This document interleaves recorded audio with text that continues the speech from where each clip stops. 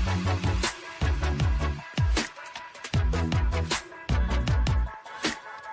Everyone और स्वागत है आपका पार्ट 2 में। अगर आपने वेक्टर्स का पार्ट 1 देख लिया है तो आप पार्ट 2 पे आ चुके हैं।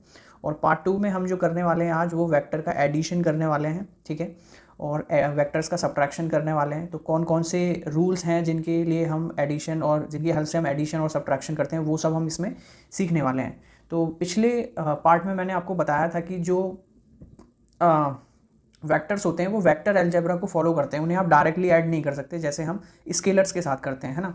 जैसे सपोज़ करो कि आपके पास 5 kg है, 5 kg मास है और मैं आपसे कहूँ इसमें 3 kg मास ऐड कर दूँ तो आप क्या करोगे, सिंपली 5 kg + 3 kg = 8 kg, ठीक है।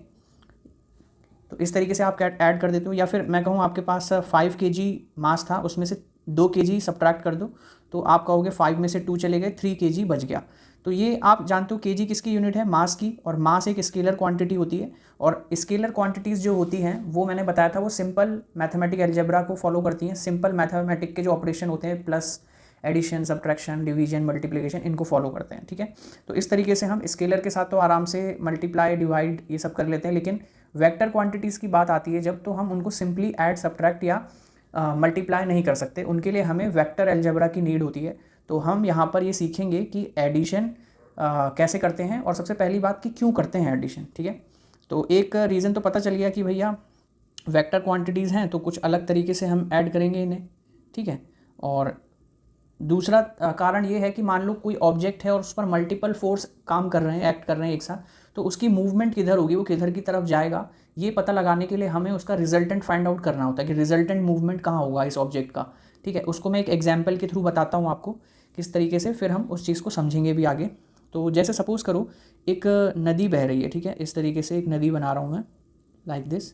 ये एक नदी है, ठीक है, रिवर है, दिस इज़ रिवर। अब रिवर की जो डायरेक्शन है वो इस डायरेक्शन में बह रही है, यानी कि कुछ इस तरीके से जा रही है। अगर मैं इसको वेस्ट ले लूँ, इधर ईस्ट ले लूँ, तो जो नदी है वो वेस्ट टू ईस्ट फ्लो कर रही है आपकी। और वहीं एक नाव है हमारे पास, ठीक है, एक नाव है, और जिसको हमें सीधा सीधा नहीं ले जाना है बल्कि ऐसे वर्टिकली ले जाना है, बिल्कुल सीधा हॉरिजॉन्टली नहीं ले जाना है बल्कि इस डायरेक्शन में ले जाना है। तो हम नाव के ऊपर फोर्स लगाएंगे भाई इस डायरेक्शन में, तो नाव ऊपर जाने लगेगी, लेकिन एक फोर्स नाव के ऊपर इधर साइड से लगेगा जो नदी बह के आ रही है इस तरीके से, ठीक है। तो 2 फोर्स काम कर रहे हैं यहाँ पर। तो एक फोर्स तो रिवर लगा रही है जिसे मैं FR से शो कर देता हूँ, और एक फोर्स हम खुद लगा रहे हैं बोट के ऊपर जिसको मैं FB से शो कर देता हूँ, जो बोट आगे की तरफ जा रही है। तो क्या मुझे बताओ आप दिमाग लगा के कि क्या ये बोट एकदम सीधे सीधे चली जाएगी, नहीं जा पाएगी ना। क्यों? क्योंकि जो है नदी भी कुछ ना कुछ फोर्स इस पर लगाई जा रही होगी, तो ये नाव कुछ इस तरीके से इस डायरेक्शन में फ्लो होगी ऑटोमेटिक, क्योंकि नाव आगे जा रही है, नदी उस पर फोर्स लगा रही है, तो ओवरऑल उसकी जो मूवमेंट होगी वो इस डायरेक्शन में होगी। अगर ईस्ट है, इसको ले लेते हैं हम नॉर्थ, तो नॉर्थ ईस्ट की तरफ जाने लगेगी नाव हमारी, ठीक है। अब इसी रिजल्टेंट ये जो वेक्टर आया ना, ये वाला जो वेक्टर है ये FB वेक्टर था, ये FR वेक्टर था, और ये जो हमारा रिजल्टेंट वेक्टर निकल के आया है इसी को हम कैसे निकालते हैं, तो इसको हम एडिशन की हेल्प से निकाल सकते हैं ईजिली। कैसे निकालेंगे, तो उसके लिए कुछ रूल्स हैं वो हमें याद रखना है, और फिर मैं इस चीज़ को कनेक्ट भी करूँगा उस लॉ से जो हम यहाँ पर रूल सीखेंगे अभी, ठीक है। तो सबसे पहली बात तो एक स्टेटमेंट लिख रहा हूँ कि जो वेक्टर एडिशन होता है उसको, उसके 2 मेथड हैं, ठीक है। तो 2 मेथड कौन कौन से हैं, एक है ग्राफिकल मेथड और एक है एनालिटिकल मेथड, तो दोनों को ही समझेंगे हम। तो फर्स्ट यहाँ पे मैं लिख रहा हूँ vector addition can be done by 2 methods. तो कौन कौन से मेथड हैं, तो पहला है ग्राफिकली, यहाँ एरो लगा के बता देता हूँ मैं। पहला जो हम स्टडी करेंगे वो करेंगे ग्राफिकली मेथड, ये ग्राफिकल मेथड। और दूसरा जो मेथड होगा हमारा वो होगा एनालिटिकल मेथड, ठीक है। तो अब ग्राफिकल मेथड में 2 लॉज हमें पढ़ने हैं टोटल, कौन कौन से। तो पहला जो लॉ है उसको बोलते हैं triangle law of vector addition. एक लॉ हमारे पास ये है, जब 2 वेक्टर को हमें ऐड करना हो तो हम triangle law of vector addition use करते हैं। चलिए इसकी स्टेटमेंट लिखते हैं, फिर मैं इसको आपको एक्सप्लेन भी करूँगा। तो triangle law of vector addition क्या कहता है, ये कहता है कि if two vectors acting on a particle, if two vectors acting on a particle and represented in magnitude and direction by the two sides of a triangle, then their resultant vector is represented in magnitude and direction by the third side of the triangle,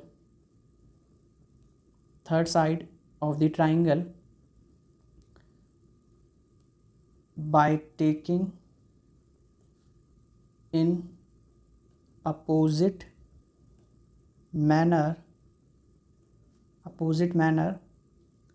of the first two vectors.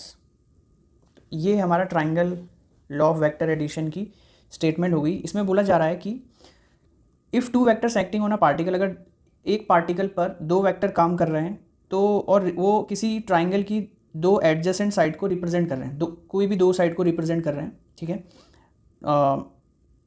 Then their resultant vector is represented in magnitude and direction by the third side of the triangle. तो जो उनका resultant आएगा वो हमेशा triangle की third side को हम बनाएंगे, ड्रॉ करेंगे, तो वो रिजल्टेंट को रिप्रेजेंट करेगा थर्ड साइड।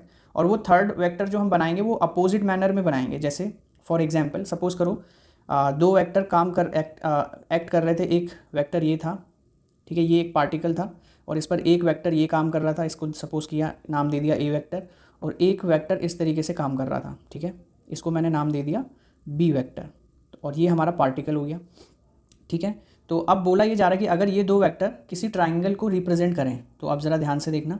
तो मैंने आपको पिछले वीडियो में ये बताया था कि हम वेक्टर को उठा के कहीं पे भी रख सकते हैं, पूरे प्लेन में इधर उधर मूव कर सकते हैं।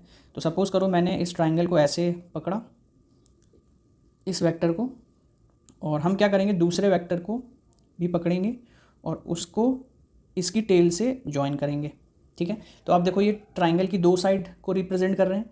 अब जो इनका रिजल्टेंट होगा वो इसकी थर्ड साइड से बनेगा हमेशा। कैसे, वो भी देख लो। तो इसको मैं कॉपी पेस्ट, तो जो हमारा रिजल्टेंट वेक्टर होगा वो हमेशा थर्ड साइड से रिप्रेजेंट होगा इस तरीके से, वो भी अपोजिट मैनर में। तो ये मेरा जो था ये बी वेक्टर था और ये ए वेक्टर था। तो ये देखो ये इस डायरेक्शन में ऐसे जा रहे हैं और जो मेरा रिजल्टेंट आया है वो अपोजिट मैनर में है। तो ये इस तरीके से जा रहे हैं एंटी क्लॉकवाइज, वो क्लॉकवाइज आ रहा है, तो अपोजिट मैनर में होना चाहिए हमेशा, ठीक है। तो ये हमारा रिजल्टेंट वेक्टर कहलाएगा जो ये थर्ड साइड को रिप्रेजेंट कर रहा होगा। तो यहाँ से हम रिजल्टेंट को क्या लिख सकते हैं, resultant vector is equal to A vector plus B vector. तो इस तरीके से एडिशन होगा इनका, ठीक है। ये ग्राफिकल मेथड है। अब ज़रा अपने बोट वाले एग्जाम्पल की तरफ चलते हैं। तो इसमें एक वेक्टर एफ बी जो था वो ऊपर की तरफ डायरेक्शन में फोर्स लगा रहा था, यानी कि ये एक वेक्टर यहाँ पर इस डायरेक्शन में फोर्स लगा रहा था नाव पर, और ये नदी जो थी वो इस डायरेक्शन में फोर्स लगा रही थी। अब ज़रा देखो, मैंने पहले ही बता दिया था कि बोट की इधर की डायरेक्शन में जाने लगेगी, नॉर्थ ईस्ट साइड में। तो अब ज़रा इन वेक्टर को हम ऐड करते हैं, ठीक है। मैंने इस वेक्टर को उठाया और इधर लगाया, ठीक है, और इस वेक्टर को भी उठाया, दूसरे वाले को, इसको इसकी टेल पे ज्वाइन किया। तो अब ज़रा देखो, जो थर्ड वेक्टर होगा वो हम क्या करेंगे, इस तरीके से बनाएंगे अपोजिट मैनर में। तो देखो ये वाला वेक्टर और ये वाला मैंने जो बनाया था सेम डायरेक्शन में आया ना, हमारी बोट इस डायरेक्शन में जाने लगेगी। अब कहोगे सर ये हम अगर पहले वाले वेक्टर की टेल पे दूसरे वाले वेक्टर को लगा देते या दूसरे वाले की पहले वाले पे लगा देते तो क्या होता, तब भी यही डायरेक्शन आती। देखो ये वाला वेक्टर ये था ना, तो इस बार उल्टा करते हैं, एक सेकेंड, इस बार क्या करते हैं ना, इसको उठा के इसकी टेल पे लगा देते हैं कुछ इस तरीके से, सॉरी इस तरीके से इसकी टेल पे लगा दिया, तो अभी भी जो रिजल्टेंट वेक्टर होगा वो इसी डायरेक्शन में पॉइंट आउट हो रहा है। देखो हमें अपोजिट मैनर में लगाना है ना, अब क्लॉकवाइज हो गई डायरेक्शन, तो इस रिजल्टेंट की डायरेक्शन देखो अभी भी वही है। तो इसको कहते हैं ट्राइंगल लॉ ऑफ एडिशन। समझ में आया इस एग्जाम्पल के थ्रू? तो ये वेक्टर हो गया, ये मेरा एफ बी वेक्टर हो गया, तो जो रिजल्टेंट नाव है वो उस डायरेक्शन में जाने लगेगी। तो इसीलिए हम जो है इस एडिशन जो वेक्टर को जोड़ते हैं ना, हम डायरेक्टली नहीं जोड़ सकते वेक्टर को कि 10 न्यूटन है 5 न्यूटन है तो जोड़ के 15 न्यूटन आ गया, हमेशा 15 न्यूटन आएगा जोड़ने पे, ऐसा नहीं होगा। वो किधर की साइड डिस्प्लेसमेंट होगा वो उस पर डिपेंड करेगा, एंगल के ऊपर डिपेंड करेगा कैसे एंगल पर फोर्स लग रहा है। ठीक है, तो अभी हम उसको भी देखेंगे। तो ये था triangle law of vector addition. इसी तरीके से एक और लॉ है जिसको बोलते हैं parallelogram law of vector addition, तो उसको भी हम समझ लेते हैं। सेकंड वाला ये भी ग्राफिकली है हमारा, तो इसका नाम है parallelogram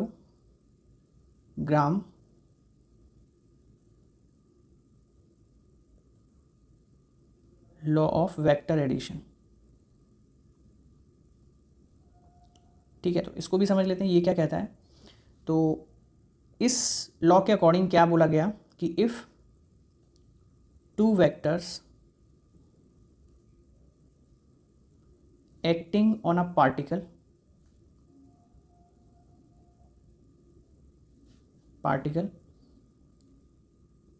and represented in magnitude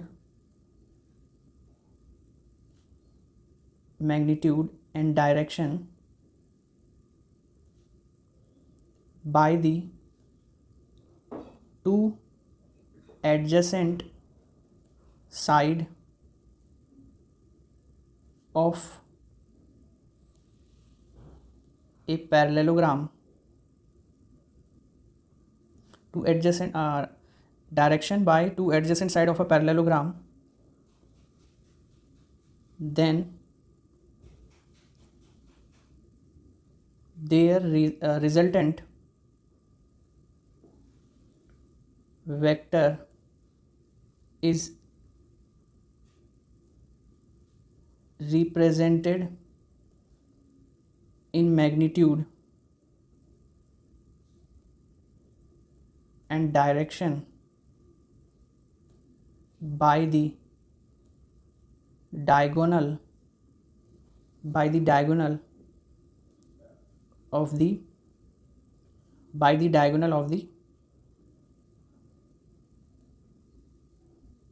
parallelogram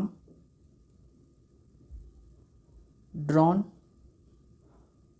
या ऐसे लिख लो, direction by the diagonal of the parallelogram which is drawn from the same point। तो इसको भी एग्जाम्पल के थ्रू समझते हैं हम कि क्या बोला जा रहा है यहाँ पर, कि अगर किसी पार्टिकल पर, ये कोई पार्टिकल था हमारा, इस पर दो जो हैं वेक्टर काम कर रहे हैं, जैसे ये हो गया सपोज करो ए वेक्टर और ये दूसरा वेक्टर हो गया ये बी वेक्टर, तो दो वेक्टर इस पर काम कर रहे हैं कुछ इस तरीके से, इस पोजीशन पे लगे हुए हैं दो वेक्टर। तो इनका जो रिजल्टेंट होगा हमेशा, अगर मैं इससे एक पैरेललोग्राम बनाऊँगा, पैरेललोग्राम आप जानते हो जिसकी दोनों साइड क्या होती हैं, बराबर होती हैं, सॉरी आमने सामने की साइड पैरेलल होती हैं, ठीक है, और इक्वल भी होती हैं पैरेललोग्राम की। तो हमेशा क्या होगा, जो इनका रिजल्टेंट आएगा वो किस तरीके से आएगा, देखो इनका जो रिजल्टेंट आएगा वो मैं क्या करता हूँ, इससे पैरेललोग्राम ड्रॉ करता हूँ, तो इस तरीके से बनेगा पैरेललोग्राम। ठीक है, ये एक पैरेललोग्राम हो गया, इसको नाम दे देते हैं हम ABCD। तो इनका जो डायगोनल होगा इस सेम पॉइंट से, जिस पॉइंट पर वो दोनों वेक्टर एक्ट कर रहे हैं, तो ये जो पॉइंट से मैं जो ये डायगोनल ड्रॉ कर रहा हूँ इस पैरेललोग्राम का, ये हमें रिजल्टेंट बताएगा जो हमारा आर वेक्टर होगा। ठीक है, तो यहाँ से जो आर वेक्टर निकल के आएगा अपना, वो निकल के आएगा ए वेक्टर प्लस बी वेक्टर, इस तरीके से। अब ये रिजल्टेंट का मैग्नीट्यूड कैसे फाइंड आउट करेंगे, तो उसके लिए हम जो मेथड यूज़ करते हैं वो एनालिटिकल मेथड होता है। तो एनालिटिकल मेथड से पहले ट्राइंगल वाले से देखो, दोनों का सेम ही रिजल्ट आएगा, चाहे आप ट्राइंगल लॉ लगाओ दो वेक्टर के लिए, चाहे आप पैरेललोग्राम लॉ लगाओ, दोनों से सेम ही रिजल्ट आना है। तो मैं आपको पैरेललोग्राम लॉ का बता दे रहा हूँ कि किस तरीके से हम फाइंड आउट करेंगे। सेम हम उसके लिए भी निकाल सकते हैं ट्राइंगल के लिए, तो दोनों के लिए सेम ही है, बट इसको समझ लेते हैं ध्यान से। ठीक है। तो ये डायगोनल हमें आर वेक्टर बता रहा है। अब ये तो वेक्टर आया ना, ये एडिशन नहीं हो रहा, आप इसे डायरेक्टली ऐड नहीं कर रहे हो अभी भी हम इसकी रिजल्टेंट को फाइंड आउट करेंगे। तो उसके लिए जो मैथड है वो है एनालिटिकल मैथड। तो यहाँ पे मैं हेडिंग डाल रहा हूँ एनालिटिकल मैथड, ठीक है। तो एनालिटिकल मेथड में क्या करेंगे, ये दो तरीके के मेथड बताए मैंने आपको। ग्राफिकल तो ये हो गया, ग्राफ के ज़रिए हम वेक्टर की पोजीशन को हमने चेंज किया और टेल से हेड को कनेक्ट किया, तो रिजल्टेंट अपोजिट मैनर में आ रहा था ट्राइंगल लॉ के लिए, और यहाँ पर डायगोनल बता रहा था रिजल्टेंट हमें, ठीक है। लेकिन ये आएगा कितना, इसकी वैल्यू कितनी आएगी। अब मुझे इस आर वेक्टर की लेंथ पता करनी है। अब पिछली वाली वीडियो में हमने जब वेक्टर को पढ़ा था तो मैंने आपको बताया था कि जो वेक्टर होता है उसकी लेंथ हमें बताती है, उसकी मैग्नीट्यूड की जानकारी देती है। तो हम उसका मैग्नीट्यूड कैसे पता करेंगे, ठीक है। दो वेक्टर जो हमने लगाए होंगे उनका मैग्नीट्यूड तो हमें पता होगा, लेकिन रिजल्टेंट वाले का मैग्नीट्यूड हम कैसे फाइंड आउट करेंगे। तो उसके लिए हमें इस आर वेक्टर की लेंथ पता करनी पड़ेगी कि ये लेंथ है कितनी। तो उसके लिए हम थोड़ी सी मैथमेटिकल ज्योमेट्री का यूज़ करेंगे और इसकी लेंथ निकल के आ जाएगी, ठीक है। तो मैं इसी वाले को यूज़ कर रहा हूँ, इसी वाले वेक्टर को। तो देखो सपोज़ करो जैसे ये कोई पार्टिकल था मेरा और इस पर एक वेक्टर ऐसे एक्ट कर रहा था, ठीक है। सॉरी तो ये ए वेक्टर था मेरा और ये इस तरीके से एक दूसरा बी वेक्टर कोई ऐसे काम कर रहा था इसके ऊपर, ठीक है। अब इससे मैंने एक पैरेललोग्राम ड्रॉ किया। पहले तो पैरेललोग्राम ड्रॉ करने के लिए मुझे इसको कंप्लीट करना पड़ेगा इस तरीके से। नहीं आए क्या सीधी लाइन, ये कुछ इस तरीके से। अब ये जो रिजल्टेंट होगा ये हमें बताएगा इन दोनों का रिजल्टेंट वेक्टर, ठीक है, डायगोनल इस पैरेललोग्राम का। तो इसको नाम भी दे देते हैं, तो पी क्यू आर एस, इसको मैंने नाम दे दिया यहाँ पर, ठीक है। अब हम इस आर वेक्टर की जो रिजल्टेंट वेक्टर है इसको हम कैसे निकालें, इसकी लेंथ को। तो इसका रिजल्टेंट फाइंड करने के लिए हम थोड़ा सा इसमें कंस्ट्रक्शन करते हैं। हम इस लाइन को आगे बढ़ाते हैं और यहाँ से एक परपेंडिकुलर ड्रॉ करते हैं सीधा 90 डिग्री का, ठीक है। तो देखो ये 90 डिग्री का एंगल बना रहा होगा दोनों साइड। अब सपोज़ करो इसने टी पॉइंट पे कहीं पे इसे कट किया, ठीक है। अब यहाँ पर आपको दो जो है ट्राइंगल दिख रहे होंगे, ये छोटा वाला आर क्यू टी और एक बड़ा वाला आर पी टी। तो आर पी टी में हम Pythagoras P G T theorem लगा करके रिजल्टेंट वेक्टर को फाइंड आउट कर सकते हैं। तो यहाँ पर हम क्या लगा देते हैं, पी जी टी थ्योरम लगा देते हैं किस ट्राइंगल में, पी आर टी में। तो in triangle P R T, तो ध्यान से समझना कैसे निकालेंगे। तो अब पाइथागोरस आप जानते हो 90 के सामने वाला हाइपो होता है और बाकी ये परपेंडिकुलर हो गया आर टी और ये हो गया हमारा हाइपो, ठीक है। तो मैं लिखूँगा पी आर का स्क्वायर जो होगा हाइपोटेनियस का square is equal to P T का स्क्वायर प्लस आर टी का स्क्वायर, ठीक है। ये मेरा हो गया।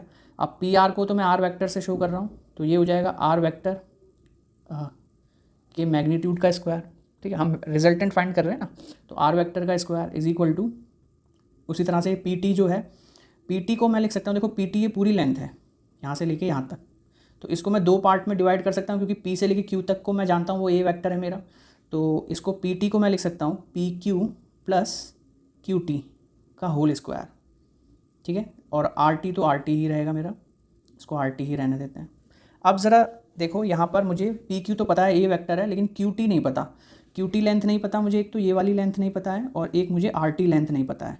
लेकिन हमें एक चीज़ पता है जिसको हम कहते हैं ट्रिग्नोमेट्री। तो ट्रिग्नोमेट्री की हेल्प से हम इस ट्राइंगल में सबसे पहले क्यू टी निकालते हैं और फिर आर टी भी निकालते हैं। थोड़ा रफ कैलकुलेट करते हैं साइड में। देखो अब इस ट्राइंगल में अगर मैं, आप जानते हो कॉस थीटा लगाऊं, अगर मैं इस सपोज़ करो ये पूरा एंगल जो इनके बीच में जो एंगल था ये कितना था भाई, ये थीटा डिग्री का एंगल था पूरे दोनों वेक्टर के बीच में, ए वेक्टर और बी वेक्टर के बीच में। तो ये थीटा है, तो मुझे बताओ ये वाला एंगल भी थीटा ही होगा क्योंकि आर क्यू और पी एस लाइन पैरेलल है।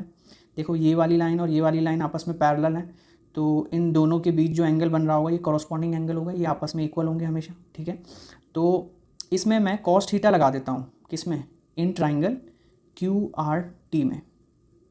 क्यू आर टी में मैं कॉस थीटा लगाता हूँ। तो कॉस थीटा हम जानते हैं कितना होता है, कॉस थीटा होता है थीटा के सामने होगा परपेंडिकुलर हमेशा, तो कॉस होता है बेस अपॉन हाइपोटेनियस, यानी क्यू टी अपॉन हाइपो हो गया आपका, 90 के सामने हाइपो होगा तो Q R, Q T upon Q R.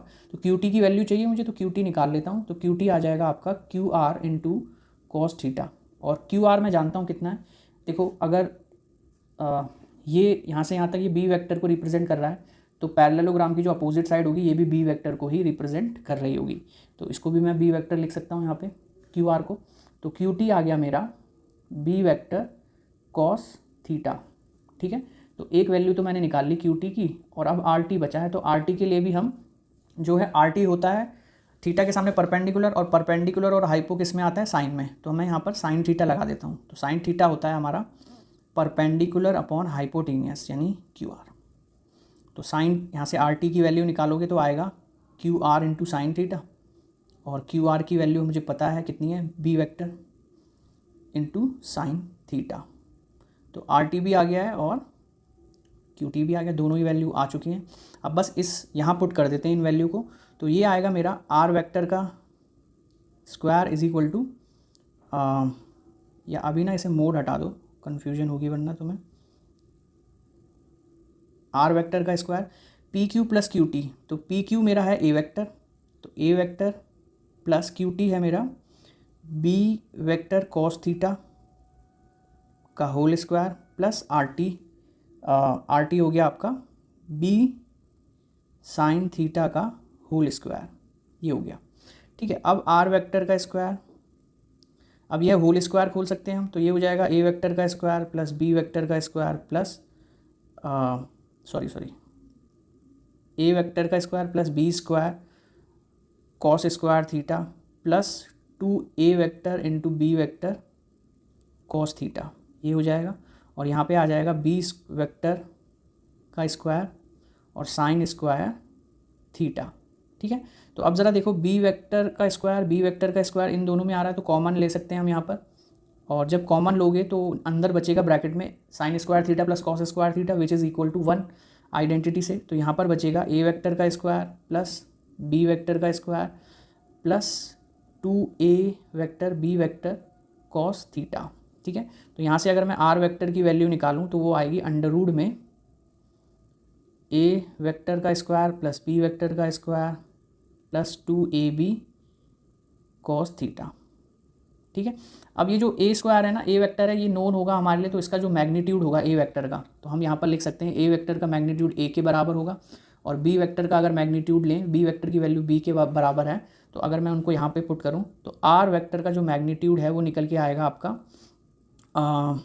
Under root में A square plus B square plus 2ab cos theta. तो ये मेरा रिजल्टेंट वेक्टर का मैग्नीट्यूड निकल के आया, यानी ये उस रिजल्टेंट वैल्यू की लेंथ होगी या फिर आप कहें वैल्यू होगी, ठीक है, इस वाले वेक्टर की, ये जो डायगोनल से रिप्रेजेंट किया है हमने। तो ये निकल के आता है वो रिजल्टेंट ऐड करने के बाद दो वेक्टर को। तो अगर किसी पॉइंट पर या किसी पार्टिकल पर दो वेक्टर काम कर रहे हैं, दो वेक्टर एक साथ फोर्स लगा रहे हैं, और हम चाहते हैं उस वेक्टर की वैल्यू को फाइंड आउट करना, तो आप इस फॉर्मूले का यूज़ करोगे, ठीक है। यहाँ पर कॉस थीटा दोनों वेक्टर के बीच में लगने वाला एंगल है। अब रिजल्टेंट तो आ गया हमारे पास। अब इस रिजल्टेंट से कुछ सपोज करो मुझे एंगल निकालना हो।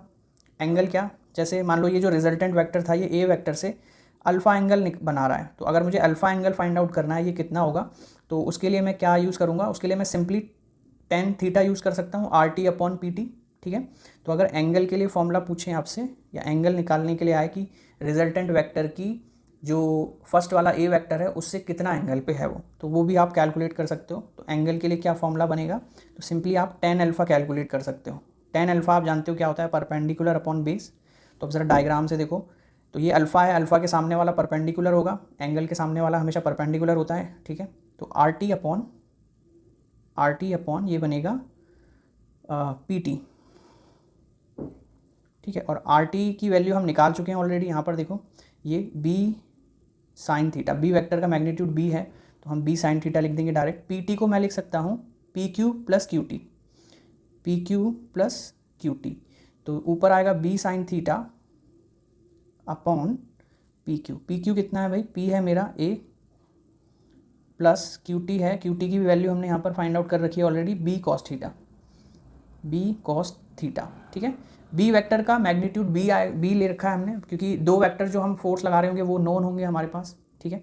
तो यहाँ पर जो टेन अल्फ़ा की वैल्यू फाइनल फॉर्मूला बना हमारा, वो बना टेन अल्फ़ा बराबर होता है बी साइन थीटा, ये आपको डायरेक्ट याद रखना है, अपॉन ए प्लस बी कॉस थीटा। ये एक फॉर्मूला बन गया एंगल फाइंड आउट करने के लिए, ठीक है, कोई दिक्कत वाली बात नहीं है। तो इस तरीके से हम दो वेक्टर का एडिशन करते हैं। तो पहले मैंने ग्राफिकली भी बता दिया आपको, और उसको एनालिटिकली भी बता दिया मैंने, कैलकुलेट होके कैसे आता है। तो मेन चीज़ ये फॉर्मूला याद रखना है आपको, और रिजल्टेंट के लिए ये फॉर्मूला, और एंगल के लिए ये वाला, ठीक है। और यहाँ पर ग्राफिकली हो गया, इनकी स्टेटमेंट हो गई triangle law of vector addition की और पैरेललोग्राम की। अब चलते हैं आगे और कुछ इंपॉर्टेंट पॉइंट डिस्कस करते हैं, ठीक है। ये जो फॉर्मूला निकल के आया है इसके ऊपर कुछ इंपॉर्टेंट पॉइंट्स हमें डिस्कस करने, उनको हम जल्दी से डिस्कस करते हैं। देखो भाई, अगर मुझे जो ये रिजल्टेंट वेक्टर है हमारा, ठीक है, जिसको हमने पी आर से दिखाया है इस डायग्राम में, तो ये जो रिजल्टेंट वेक्टर है, अगर कोई हमसे पूछे कि ये मैक्सिमम कब होगा और मिनिमम कब होगा, तो वो डिपेंड करेगा एंगल पे। ए और बी के बीच जो एंगल बन रहा है ना, उस पर डिपेंड करेगा, यानी कॉस थीटा पे डिपेंड करेगा, क्योंकि फॉर्मूले में कॉस थीटा आ रहा है। तो हम अगर आर मैक्स निकालना चाहें, आर मैक्स, तो वो कैसे निकालेंगे?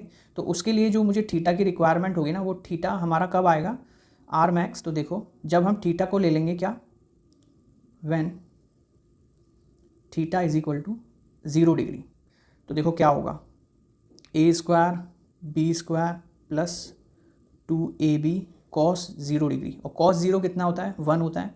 तो यहाँ पर सिंपली अंडर रूट के अंदर बचेगा A square plus B square plus 2ab, और ये जानते हो ये तो फॉर्मूला बन गया, किसका फॉर्मूला बन गया? a प्लस बी का होल स्क्वायर अंडर रूट में, अब अंडर रूट से स्क्वायर कैंसिल कर देगा, तो आर मैक्स की जो वैल्यू आएगी फाइनली वो आएगी आपकी a प्लस बी, ठीक है। तो ये आपको डायरेक्ट याद रखना है कि 0 डिग्री जब एंगल होगा दोनों वेक्टर के बीच में। अब 0 डिग्री का क्या मतलब हुआ? यानी कि दोनों वेक्टर पैरेलल होंगे, एक दूसरे के पैरेलल होंगे, तो उस समय जो रिजल्टेंट आएगा वो मैक्सिमम आएगा, ठीक है। जब दो वेक्टर क्या लग रहे होंगे, 0 डिग्री का एंगल बना रहे होंगे, एक दूसरे के ऊपर होंगे या फिर पैरेलल होंगे एक दूसरे के, ठीक है। तो तब हमारा जो रिजल्टेंट होगा वो सबसे ज़्यादा मैक्सिमम होगा। इसका मतलब ये हुआ when theta is equal to 0 degree. तो 0 का मतलब क्या है, यहाँ पर नोट पे बता देता हूँ, नोट लिख के, कि if angle between two vector is 0 degree, then they are parallel to each other and the resultant is maximum, ठीक है। तो इसको यहाँ पर भी समझ लो, जैसे ये एक बॉक्स है, ठीक है, और बॉक्स पर मैंने दो वेक्टर लगाए सेम डायरेक्शन में, एक वेक्टर ये और एक वेक्टर ये। अब ये दोनों के बीच 0 डिग्री है, पैरेलल हैं दोनों, तो जो रिजल्टेंट होगा इनका वो एकदम मैक्सिमम होगा, मैक्सिमम वैल्यू आएगी रिजल्टेंट की, इसी डायरेक्शन में होगी, इन दोनों के अलॉन्ग ही, ठीक है। एक इंपॉर्टेंट पॉइंट तो ये हो गया। Second important point, resultant minimum कब होगा? तो अब हम निकालने वाले हैं आर मिनिमम। तो आर मिनिमम कब होगा? तो आप कहोगे सर कॉस को हम 0 कर देते हैं, यानी कॉस 90 पे। तो जब आप 0 करोगे कॉस को, तो ये पूरी टर्म 0 हो जाएगी, 2ab कॉस थीटा वाली टर्म 0 हो जाएगी, तो इधर बचेगा अंडर रूट में a square plus B square, लेकिन वो मिनिमम वैल्यू नहीं होगी, उससे भी मिनिमम वैल्यू हम निकाल सकते हैं। और वो किस एंगल पे आती है? तो वो आपको याद रखना है, when theta is equal to 180 degree. तो अब देखना क्या होगा। तो फॉर्मूला था हमारा a square plus B square plus 2ab, अब हम कॉस लगाएंगे 180। तो कॉस 180 की वैल्यू पता होनी चाहिए आपको, कितनी होती है? -1। तो a square plus B square, तो ये -1 से बन जाएगा -2ab, ठीक है। कॉस 180 -1 कैसे आया? तो वो यहाँ समझ लो, कॉस 180 को मैं लिख सकता हूँ कॉस 90 प्लस 90, है ना, 90 180 होता है, और ये बन गया 90 प्लस थीटा, ठीक है। तो कॉस 90 प्लस थीटा होता है माइनस साइन थीटा, यानी साइन 90, और साइन 90 होता है 1, और पीछे माइनस लगाया तो वैल्यू आएगी -1। तो अब ये बन गया a माइनस बी का होल स्क्वायर, ठीक है, a माइनस बी का होल स्क्वायर, तो ये अंडर रूट में, तो अब जो स्क्वायर से ये कैंसिल आउट हो जाएगा स्क्वायर रूट, तो ये आएगा a माइनस बी। तो ये इतना कम हो गया, देखो पहले वेक्टर में से दूसरा वेक्टर माइनस हो रहा है। तो अब एंगल 180 डिग्री है, तो इसका क्या मतलब है पहले तो ये समझ लो। तो इसके लिए भी एक नोट लिखते हैं छोटा सा, कि if angle between two vectors is 180 degree, then then they are opposite to each other, ठीक है, and the resultant vector is minimum. जो रिजल्टेंट वेक्टर का मैग्नीट्यूड होगा वो मिनिमम होगा, ठीक है। कैसे? जैसे एक बॉक्स था, मान लो इस बॉक्स पर एक ए वेक्टर से फोर्स मैंने यहाँ लगाया, ये ए वेक्टर है, और एक फोर्स से मैंने यहाँ लगाया इस डायरेक्शन में, ठीक है। तो इनके बीच जो एंगल बना, और एंगल के लिए हम हमेशा क्या करते हैं, हेड टू हेड कनेक्ट करते हैं या टेल टू टेल कनेक्ट करते हैं एंगल फाइंड आउट करने के लिए। कल पिछली वीडियो में मैंने आपको बताया था कि जब भी एंगल फाइंड आउट करना हो, देखो यहाँ पर दिखा रखा है, तो या तो टेल टू टेल कनेक्ट करेंगे वेक्टर को या हेड टू हेड कनेक्ट करेंगे। टेल से हेड कनेक्ट करोगे तो वो सही एंगल नहीं होगा मेजरमेंट के लिए, ठीक है। तो अब इनके बीच जो एंगल बन रहा है वो तुम देख सकते हो कितना बन रहा है, 180 डिग्री का बन रहा है। तो ये एक दूसरे के इफेक्ट को क्या कर देंगे, कैंसिल आउट कर देंगे। अगर इक्वल मैग्नीट्यूड के हुए तो कोई भी मोशन नहीं होगा ऑब्जेक्ट के अंदर, लेकिन अगर मान लो ये 10 न्यूटन का फोर्स लगा था, यहाँ से 5 न्यूटन का फोर्स लगा था, तो ओवरऑल जो है 10 में से 5 गए, कितने बचे, 5 न्यूटन का फोर्स इस बॉक्स पर लग रहा होगा। तो ये आया कैसे, ये भी ऐड होकर के ही आया, ठीक है। तो आप कहोगे सर ये तो आपने माइनस कर दिया, लेकिन अभी हम एडिशन से सीख रहे हैं, तो अब हम फिर उसके बाद सब्ट्रैक्शन सीखेंगे, और सब्ट्रैक्शन भी एक तरह का एडिशन ही होगा, ठीक है। वो हम देखेंगे वहाँ पे कैसे होगा। तो 2 पॉइंट हो गए। तीसरा पॉइंट देखो, इंपॉर्टेंट पॉइंट चल रही है हमारे इसके जो हमारा ये फॉर्मूला निकल के आया था। तो हमने मैक्सिमम वैल्यू फाइंड आउट कर ली, मिनिमम वैल्यू फाइंड आउट कर ली। अब बात करते हैं कि अगर दोनों वेक्टर जो ये हमने लगाए थे, ऊपर जो ये बनाए थे ना, ए वेक्टर और ये बी वेक्टर, तो इनका देखो रिजल्टेंट अलग अलग था। जैसे ए वेक्टर का जो मैग्नीट्यूड है वो ए था यहाँ पर, और यहाँ पर हमने बी वेक्टर का मैग्नीट्यूड जो लिया था वो बी लिया था, ठीक है। तो अलग अलग मैग्नीट्यूड के थे, लेकिन क्या हो जब दो वेक्टर सेम मैग्नीट्यूड के हों, तो किस तरीके से क्या रिजल्टेंट आएगा। तो यहाँ पर मैं बता रहा हूँ आपको, इफ़ two vectors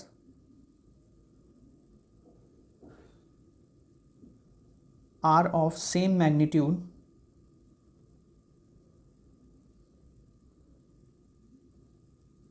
then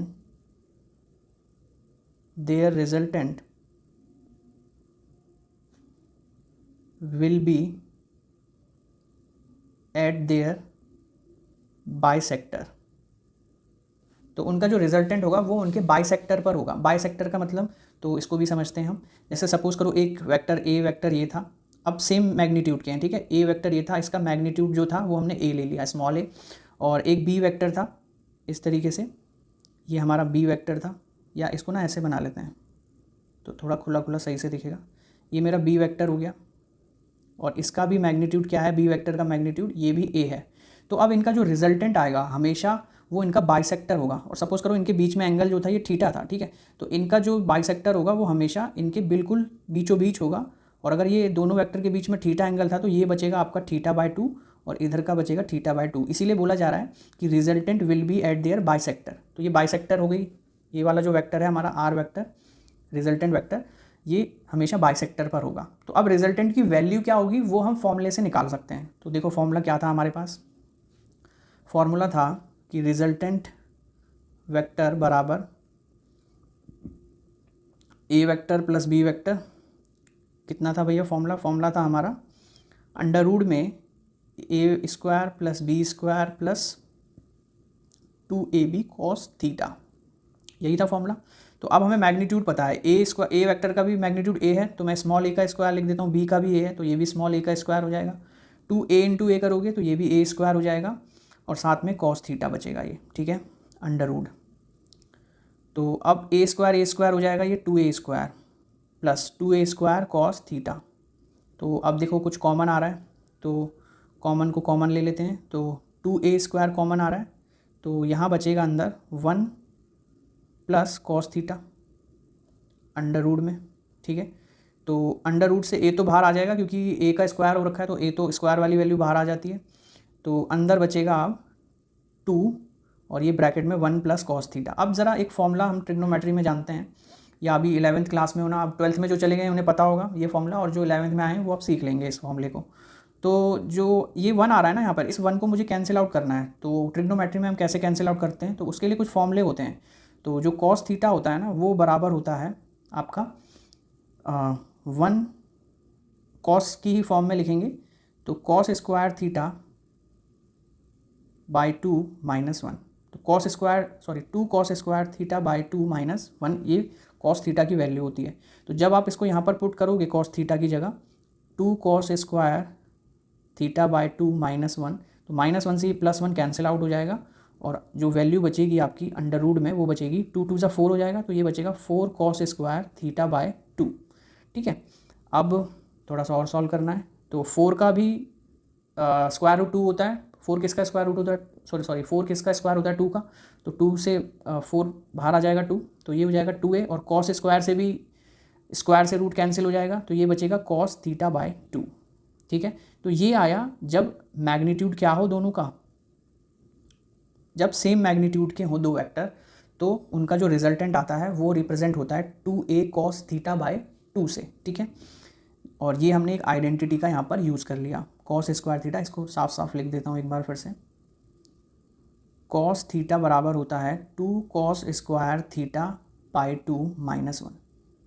ठीक है, ये हमने आइडेंटिटी यूज़ करी है। तो आपको तो डायरेक्ट ये वाला फॉर्मूला याद रखना है, ये वाला, कि जो रिजल्टेंट होता है अगर दो वेक्टर सेम मैग्नीट्यूड के हैं, इक्वल मैग्नीट्यूड के हैं, तो आपको डायरेक्ट ये फॉर्मूला लगा देना है। वो बड़ा वाला भी लगा लोगे, अगर ये वाला भी फॉर्मूला यूज़ कर लोगे, सॉरी ये वाला, तो भी आंसर सेम ही आएगा। ठीक है, लेकिन जब पता है तो ये आप यूज़ कर सकते हो। अब यहाँ से एक इम्पॉर्टेंट चीज़ हमें देखनी है कि रिजल्टेंट वेक्टर भी उन्हीं दो वेक्टर के मैग्नीट्यूड के बराबर आ जाए, वो कौन सा एंगल होगा, तो उस एंगल को हम फाइंड आउट करते हैं। तो एक नोट लिखते हैं यहाँ पर, ठीक है, नोट लिखते हैं यहाँ पर। नोट में क्या लिखें, अगर देखो मैं थीटा को क्या ले लूँ, थीटा को अगर मैं 120 डिग्री ले लूँ, तो देखो क्या होगा, if theta is equal to 120 degree, तो ज़रा रिजल्टेंट वेक्टर को देखो कितना आता है उसका मैग्नीट्यूड, तो 2a कॉस 120 बाई 2 हो जाएगा ये, और 2 से 120 60 टाइम जाएगा, और कॉस 60 होता है 1/2, तो देखो कितना आ जाएगा 1/2, 2 से 2 कैंसिल, तो जो रिजल्टेंट वेक्टर है मेरा वो आएगा निकल के a। तो यानी कि जो मैग्नीट्यूड a वेक्टर और b वेक्टर का था वही रिजल्टेंट का भी मैग्नीट्यूड निकल के आ गया a। ठीक है, तो ऐसा कब हुआ, जब एंगल था 120 डिग्री, यानी कि अगर दो वेक्टर के बीच में, a वेक्टर और b वेक्टर के बीच में एंगल 120 डिग्री है और वो सेम मैग्नीट्यूड के हैं, तो कुछ कैलकुलेट करने की ज़रूरत नहीं है, सीधा आप रिजल्टेंट को किसके बराबर लिख सकते हो, किसी भी एक के मैग्नीट्यूड के बराबर। ठीक है, इसका सिंपल सा मीनिंग ये है। अब यहाँ पर एक लाइन मैं लिख रहा हूँ जो आपको पता होनी चाहिए, क्या, कि if the resultant of two unit vectors is, if the resultant of two unit vector is a unit vector, अगर दो यूनिट वेक्टर का रिजल्टेंट भी यूनिट वेक्टर ही है, then the angle between the two unit vector is 120 degree. आप angle भी बता सकते हो, अगर दो यूनिट वेक्टर का रिजल्टेंट भी यूनिट वेक्टर ही आ रहा है तो वो कब आएगा, जब एंगल 120 डिग्री होगा। ठीक है, तो चलिए ये इंपॉर्टेंट पॉइंट चल रहे हैं इसके बारे में। अब तीसरा हो गया, चौथा इंपॉर्टेंट पॉइंट, जो वेक्टर एडिशन होता है वो हमेशा कम्यूटेटिव लॉ को फॉलो करता है। अब ये कम्यूटेटिव लॉ क्या होता है, तो यहाँ लिख रहा हूँ मैं, vector addition follows commutative law. ठीक है, कम्यूटेटिव लॉ को फॉलो करता है वेक्टर एडिशन। अब ये होता क्या है, तो इसको एक एग्जांपल की हेल्प से बता रहा हूँ मैं। जैसे सपोज करो a vector plus b vector लिखा हुआ है, ठीक है, तो वो उसको आप हमेशा b vector plus a vector भी लिख सकते हो, तो आपके रिजल्ट में कोई फ़र्क नहीं आएगा। और ये हमने ऊपर देखा भी था अभी, जब नाव वाला एग्जाम्पल मैंने आपको बताया था, कहाँ गया वो नाव वाला, तो वहाँ पे मैंने पहले वेक्टर की टेल से दूसरे वेक्टर की हेड को ज्वाइन करके भी सेम ही रिजल्टेंट आ रहा था, और चाहे पहले वेक्टर की टेल से दूसरे वेक्टर का हेड कनेक्ट कर लो तो फिर रिजल्टेंट निकालो तो भी वही रिजल्टेंट आ रहा था।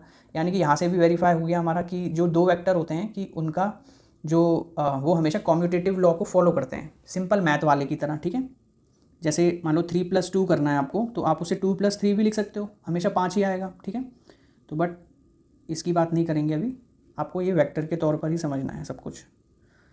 अगला एक इम्पॉर्टेंट पॉइंट, जो वेक्टर एडिशन है, ठीक है, जो वेक्टर एडिशन है ये हमेशा vector addition follows distributive law को भी ये फॉलो करता है। कॉम्यूटेटिव लॉ हो गया, डिस्ट्रीब्यूटिव नहीं, एसोसिएटिव लॉ।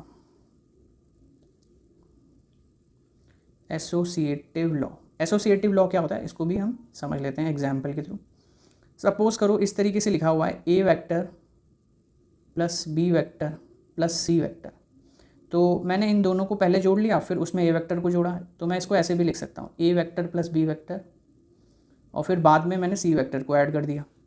ठीक है, पहले बी और सी का रिजल्टेंट निकाला, फिर उसमें ए वेक्टर को जोड़ दिया, और इधर मैं कर रहा हूँ पहले ए और बी का रिजल्टेंट निकाला, फिर उसमें सी वेक्टर को जोड़ दिया। तो कुछ भी करो आप, आंसर सेम ही आएगा, यानी कि ये वाला लॉ भी फॉलो होता है कॉम्यूटेटिव लॉ, और ये एसोसिएटिव लॉ भी फॉलो होता है। एसोसिएट हो गई वैल्यू, ठीक है, इसीलिए इसका नाम क्या है, एसोसिएटिव लॉ। कोई दिक्कत यहाँ तक? आई होप कि अभी तक कोई प्रॉब्लम नहीं आ रही होगी। थोड़ा न्यू टॉपिक है तो थोड़ा सा अलग लगेगा पढ़ने में, बट धीरे धीरे आप समझ जाओगे कि क्या हो रहा है। तो एक बार मैं सारी चीज़ें एक्सप्लेन कर दूँ, इनकी एडिशन, अभी मल्टीप्लिकेशन भी आएगा, ठीक है। मल्टीप्लिकेशन थोड़ा और डिफ़िकल्ट होता है, बट मैं पूरी कोशिश करूँगा कि आपको बहुत ईजीली इसको समझा सकूँ, जैसे इसको समझा रहा हूँ हर एक पॉइंट को। तो आपको बस करना इतना ही, इस चैनल को सब्सक्राइब करके रखना है और दोस्तों के साथ भी शेयर करना है अपने। बस इतनी सी एक नीड है जो आप पूरा कर सकते हैं। तो ये सारी चीज़ें मैं आपको, अच्छा इसके नोट्स भी आपको मिल जाएंगे। अरे यार,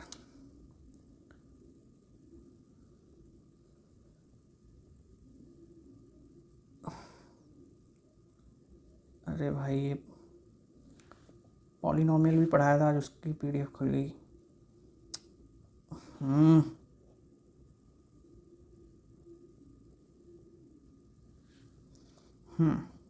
तो ये हो गया,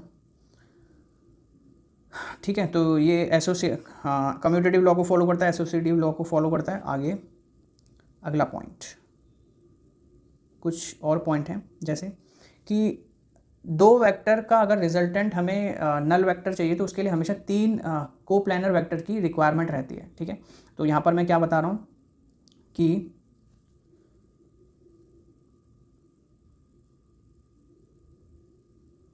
for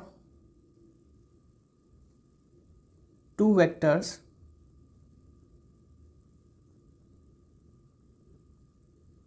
there is need of third vector for resultant 0, ठीक है।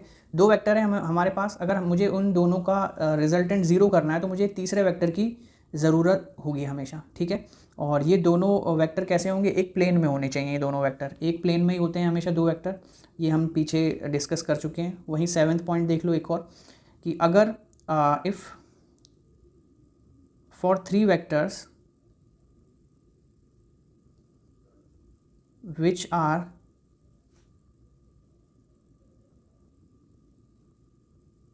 not equal in magnitude and non-coplanar, ठीक है, अलग अलग प्लेन में हैं 3 वेक्टर और उनका मैग्नीट्यूड भी अनइक्वल है, तो there is need of 4th vector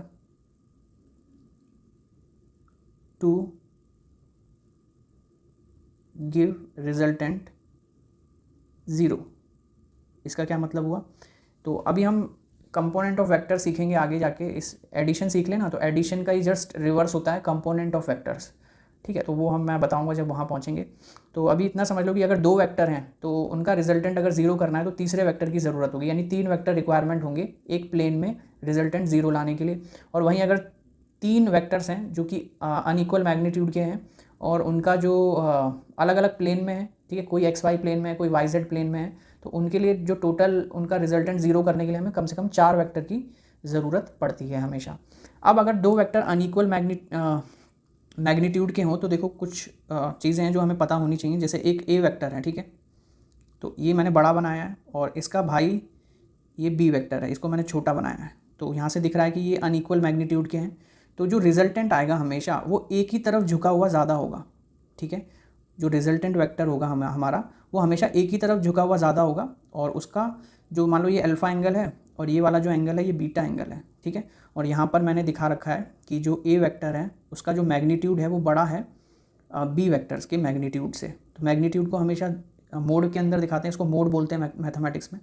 तो ए वेक्टर का मैग्नीट्यूड बड़ा है बी वेक्टर के मैग्नीट्यूड से, देन जो बीटा एंगल होगा यानी रिजल्टेंट वेक्टर का, ये आर है, ठीक है, ए लग रहा है, जो रिजल्टेंट वेक्टर का जो एंगल है बी वेक्टर के साथ वो हमेशा बड़ा होगा अल्फ़ा एंगल से, अल्फ़ा वाले एंगल से, ठीक है। तो ये चीज़ आपको याद रखना है। और एक पॉइंट और इसमें कि resultant R vector is more inclined towards the bigger magnitude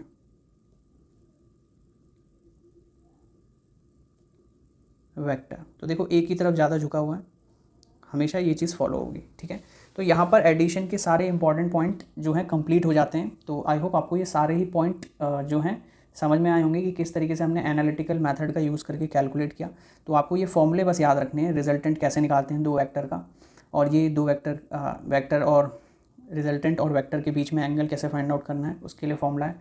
कुछ ये कंडीशन आपको याद रखनी है कि पैरेलल होगा, जब अपोजिट होगा तो मिनिमम होगा, और जब पैरेलल होंगे दो वेक्टर तो मैक्सिमम उनके ऊपर फोर्स लग रहा होगा, ठीक है। फिर हमने देखा इक्वल मैग्नीट्यूड वाले वेक्टर के लिए कुछ फॉर्मूले देखे, ठीक है। और ये सब कुछ इंपॉर्टेंट पॉइंट्स हो गए इनकी। अब चलते हैं सीधा सब्ट्रैक्शन ऑफ वेक्टर कैसे होगा, या उससे पहले हम एक चीज़ और देखते हैं जिसका नाम है third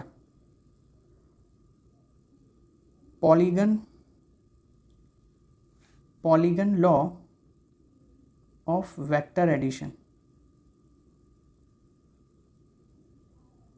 polygon law of vector addition, ठीक है। अब ये क्या कहता है तो इसको भी समझ लेते हैं। तो पहले तो इसकी स्टेटमेंट लिखते हैं हम। तो यहाँ पर polygon law of vector addition क्या कहता है, वो ये कहता है कि if some vectors are represented in magnitude, if some vectors are represented in magnitude and direction by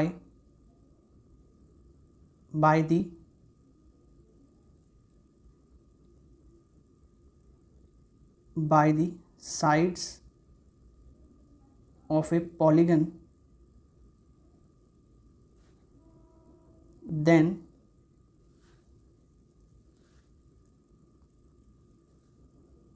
in same manner, ये भी लिख लेते हैं, then their resultant vector is represented by in magnitude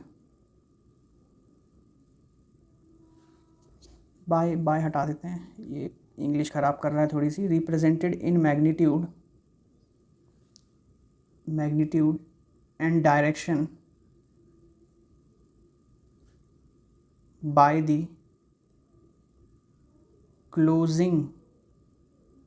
closing side of the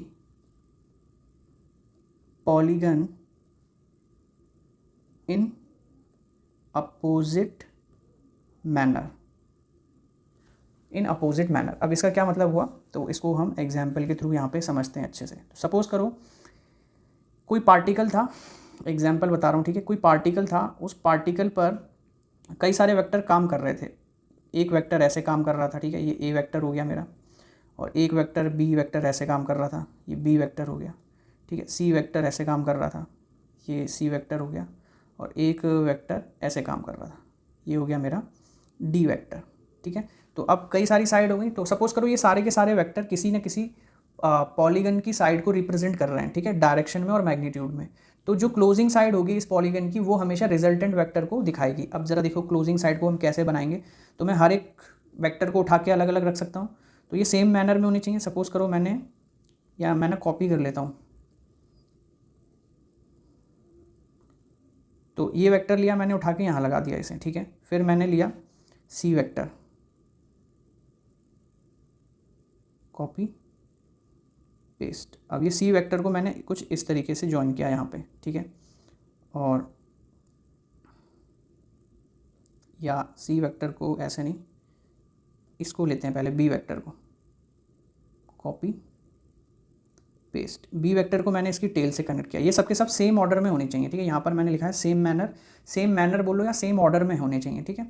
तो और इस वाले C vector को इसकी टेल पे लगा दिया इस तरीके से। और ये वाला जो वेक्टर था डी वेक्टर, इसको मैंने कॉपी और इसको मैंने इस तरीके से यहाँ लगा दिया इसकी टेल, इस वाले की टेल पे। तो अब ये किसी पॉलीगन की साइड को रिप्रेजेंट कर रहे हैं, तो जो इनका रिजल्टेंट आएगा वो हमेशा अपोजिट मैनर में आएगा इसकी क्लोजिंग साइड। तो क्लोजिंग साइड ये होगी इसकी, और ये अपोजिट मैनर में, देखो ये सब के सब ऐसे जा रहे हैं और ये वाला वेक्टर अपोजिट डायरेक्शन में जा रहा है, अपोजिट ऑर्डर में जा रहा है, ठीक है। तो मैनर की जगह ऑर्डर लिखना चाहो तो ऑर्डर भी लिख सकते हो, कोई बात नहीं। तो ये हो गया हमारा रिजल्टेंट वेक्टर आर वेक्टर। तो अब ये कौन कौन से थे, देखो पहला ये ए वेक्टर था हमारा, और ये तिरछा वाला जो था ये बी वेक्टर था, और ये जो था हमारा ये सी वेक्टर था, और ये जो था हमारा डी वेक्टर था। तो जो रिजल्टेंट आएगा हमारा वो क्या निकल के आएगा, इन सबको ऐड कर देंगे, A vector plus B vector plus C vector plus D vector. लेकिन इनके लिए जो फॉर्मूला है ना वो है नहीं सिलेबस में, तो वो आप यूज़ नहीं करोगे। तो अभी जो है जब वेक्टर कंपोनेंट पढ़ेंगे हम 3D स्पेस के लिए, तो वहाँ पर हम जो है रिजल्टेंट निकालेंगे पोजीशन वेक्टर का। लेकिन इसके लिए अभी इतना समझ लो, इसका कोई फॉर्मूला नहीं है, ठीक है। फॉर्मूला यूज़ नहीं होगा, कोई पॉलीगन का रिलेटेड नहीं आएगा। पॉलीगन से रिलेटेड बस ये आता है कि उसका रिजल्टेंट जीरो होता है। जैसे एक इंपॉर्टेंट नोट लिखवा देता हूँ यहाँ पे आपको, नोट आपको याद रखना है। तो नोट में क्या याद रखना है, नोट में ये याद रखना है कि जो if all vectors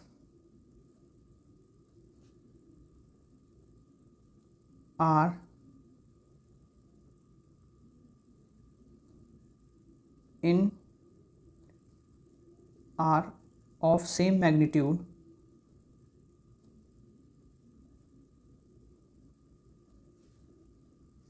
if all vectors are of same magnitude and